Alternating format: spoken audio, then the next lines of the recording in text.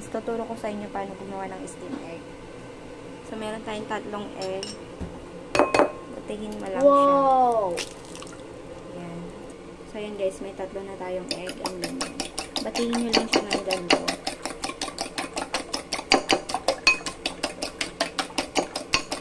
So, no need to add salt or anything. Ilalagay, okay. Ilalagay na natin to guys. Ayan.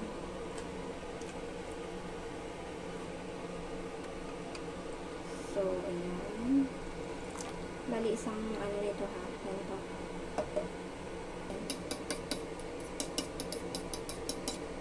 Wait lang. Dito lang. So, ayan guys. Nag-prepare ako nitong. So, ayan guys. Sinala ko siya. Para hindi sumama yung buo-buo. So, ayan.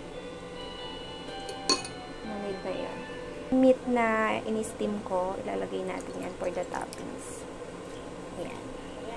So, ayan lang guys. Steam natin siya ng 10 to 15 minutes. So, ayan guys. Pinalot namin ng cling wrap. So, ayan na. Steam na namin siya. Thank you for watching. Bye!